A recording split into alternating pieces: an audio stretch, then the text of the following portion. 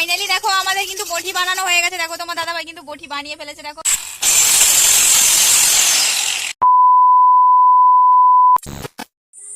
Hello everyone, নতুন আরেকটি ব্লগে তোমাদেরকে অনেক অনেক স্বাগত। চলে এলাম তোমাদের সঙ্গে নতুন একটি ব্লগ নিয়ে। তো চলো আজকে তোমাদের কি নিয়ে ব্লগটা তোমরা দেখতে থাকো পুরোটা। তো শুরু করলাম, এখন বাজে প্রায় 11টা বাজে। 11টা থেকে তোমাদের সাথে চলে এলাম আমি। তো চলো আজকে নতুন তোমাদের জিনিস দেখাবো। আজকে ব্লগ বলতে আমি কোনো কাজকর্ম দেখাবো না আমার, তো তোমার দাদা ভাইয়ের কাজকর্ম দেখাবো।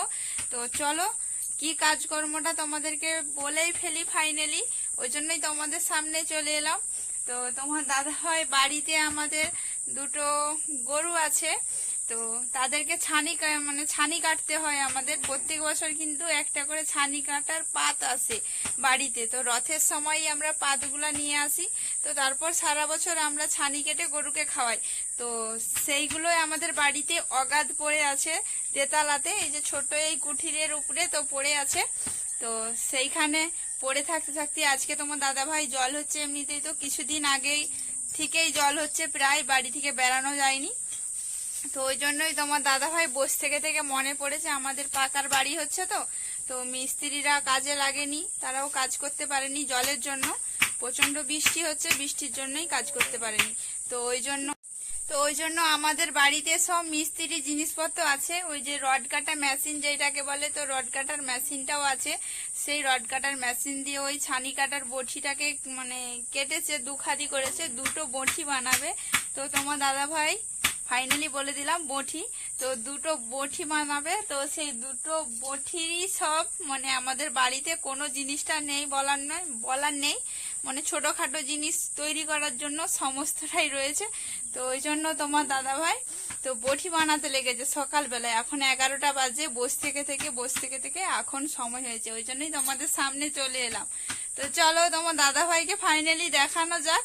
তো কোথায় বটি বানাচ্ছে বা কিভাবে বানাচ্ছে তোমরা দেখতে হলে পুরো ভিডিওটা কিন্তু দেখবে। এতক্ষণ তো আমার মুখে পুরোটাই শুনলে তোমরা, তো এবার যদি দেখতে চাও তোমরা পুরো ভিডিওটাকেও স্কিপ করো না, পুরো ভিডিওটা দেখবে।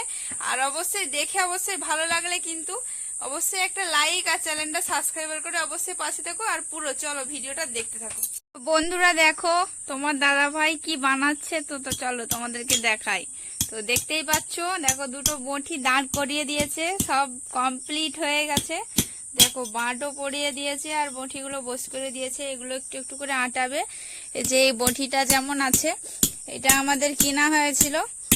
এই যে এরকম এইটা তো লাগাতে হবে, তো ওই জন্য এইটা লাগানোর জন্য যে দেখো তৈরি করছে, পেরেক দিয়ে তৈরি করছে। দেখো বাড়িতে পেরেক, আর দেখো এই দুটো বটির পাত ছিল, তো এখনো আছে প্রায় 10টার মতন আছে বোধহয়, প্রায় বলো হ্যাঁ পড়ে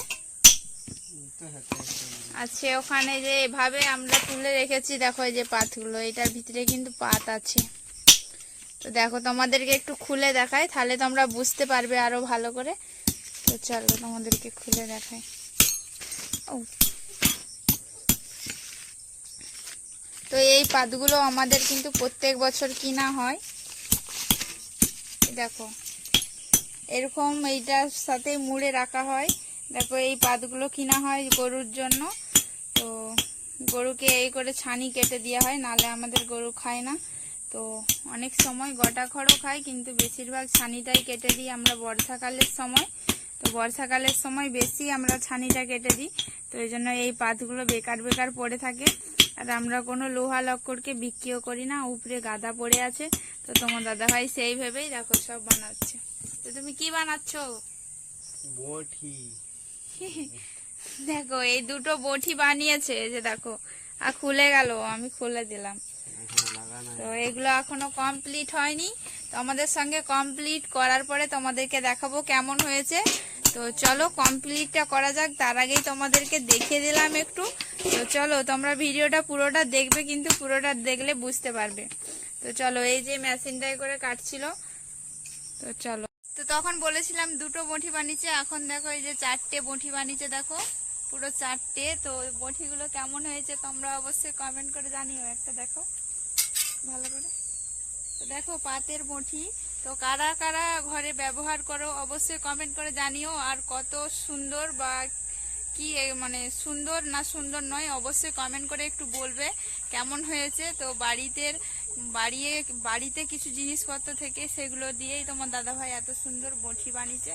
তো তোমরা একটু কমেন্ট করে সবাই বলবে। আর অবশ্যই আমাদের এই ভিডিওটা ভালো লাগলে অবশ্যই একটা লাইক আর চ্যানেলটা সাবস্ক্রাইবার করতে ভুলো না, অবশ্যই চ্যানেলটা সাবস্ক্রাইবার করে দেবে। তো সকল বন্ধুরা, তো চলো কিছু বলো তুমি। কি আর বলবো? তো তোমার দাদাভাই বলছে কি আর বলবো। তো চলো তোমরা আবার পরের ব্লগে তোমাদের সঙ্গে বন্ধুদের সঙ্গে দেখা হচ্ছে। তো চলো তোমরা সবাই সুস্থ থেকো, ভালো থেকো, আবার পরের ব্লগে তোমাদের সঙ্গে দেখা হচ্ছে। সবাইকে টাটা।